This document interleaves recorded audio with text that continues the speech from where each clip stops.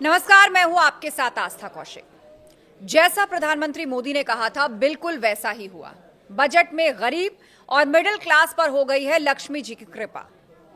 वित्त मंत्री निर्मला सीतारामन ने बजट में मध्यम वर्ग के लिए कई बड़े ऐलान किए हैं। एक एक करके उन तमाम ऐलानों के बारे में आपको बताते हैं।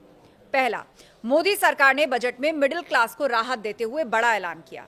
12 लाख रुपए तक की इनकम को टैक्स फ्री कर दिया गया और इसके साथ ही 75,000 रुपए के स्टैंडर्ड डिडक्शन का फायदा मिलेगा। यानी कि मिडिल क्लास को इनकम टैक्स में कुल 12,75,000 रुपए का फायदा होगा। सरकार के इस फैसले के बाद मिडिल क्लास के हाथ में अब ज्यादा पैसा आएगा। नए व्यवस्था में यह जो लिमिट है वो 12.75 लाख की होगी वेतनभोगी करदाताओं के लिए, जो कि वर्तमान में 75,000 की मानक कटौती के कारण है। सभी करदाताओं को लाभान्वित करने के लिए सभी श्रेणियों में कर स्लैब और दरों में परिवर्तन किए जा रहे हैं। यह नई संरचना मध्य वर्ग के करों को काफी कम करेगी और घरेलू उपभोग, बचत और निवेश को बढ़ावा देने के लिए उनके पास अधिक धनराशि उपलब्ध होगी। दूसरा, वरिष्ठ नागरिकों को टैक्स छूट 50,000 से 1 लाख की गई। टीडीएस की सीमा 7 लाख से बढ़ाकर 10 लाख की गई है।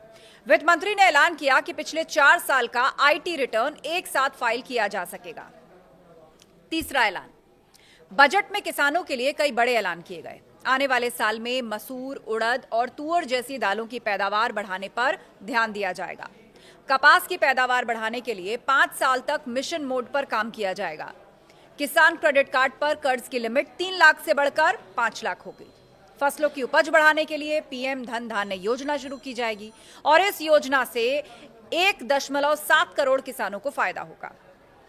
चौथा ऐलान, वित्त मंत्री ने उन लोगों के लिए जो अपना खुद का उद्योग शुरू करना चाहते हैं, उनके लिए फंड ऑफ फंड्स योजना की घोषणा की और इसके लिए 10,000 करोड़ का ऐलान बजट में किया गया है।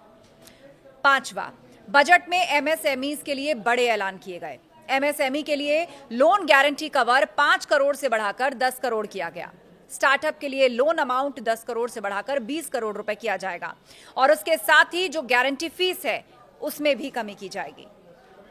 छठा ऐलान, बजट में बिहार के लोगों के लिए बड़े ऐलान किए गए हैं। बिहार में मखाना बोर्ड बनाया जाएगा। बिहार में national institute of food technology, entrepreneurship and management बनाया जाएगा। पटना में इंडियन इंस्टीट्यूट ऑफ टेक्नोलॉजी की क्षमता बढ़ाई जाएगी। आईआईटी में एडिशनल इंफ्रास्ट्रक्चर बनाया जाएगा। सातवां ऐलान, वित्त मंत्री निर्मला सीतारामन ने बजट में आवास परियोजनाओं में 1 लाख यूनिट्स को पूरा करने के लिए 15,000 करोड़ रुपए के नए स्वामी कोष की घोषणा की है और इस योजना का उद्देश्य उन घर खरीदारों को राहत देना है जिनके निवेश अटके हुए हैं। आठवां ऐलान, बीमा क्षेत्र में 100% विदेशी निवेश को मंजूरी दे दी गई। 6 जीवन रक्षक दवाओं पर ड्यूटी घटेगी। कैंसर की दवाएं भी सस्ती होंगी। नौवां ऐलान, वित्त मंत्री ने ऐलान किया कि एलईडी और एलसीडी टीवी सस्ते होंगे। उन्होंने कहा कि सरकार कस्टम ड्यूटी घटाकर 2.5% करेगी। सरकार ने 82 सामानों में से सेस हटाया। कपड़े और लेदर का सामान सस्ता होगा। बात 10वें ऐलान की जाए तो हवाई उड़ान को लेकर सरकार का बड़ा ऐलान है। 10 साल में 120 नए एयरपोर्ट्स बनाने की घोषणा वित्त मंत्री ने की। देवी लक्ष्मी गरीबों और मध्यम वर्ग पर अपनी कृपा बरसाए, ये कहकर पीएम मोदी ने बजट से पहले ही बड़े संकेत दे दिए थे और बिल्कुल वैसा ही बजट में देखने को मिला। इस बजट में 12 लाख रुपए तक की आय को टैक्स से मुक्त कर दिया गया है। सभी आय वर्ग के लोगों के लिए टैक्स में भी कमी की गई है। इसका बहुत बड़ा फायदा हमारे मिडिल क्लास को, नौकरी पेशे करने वाले जिनकी आय बंधी हुई है, ऐसे लोगों को, मिडिल क्लास को इससे बहुत बड़ा लाभ होने वाला है।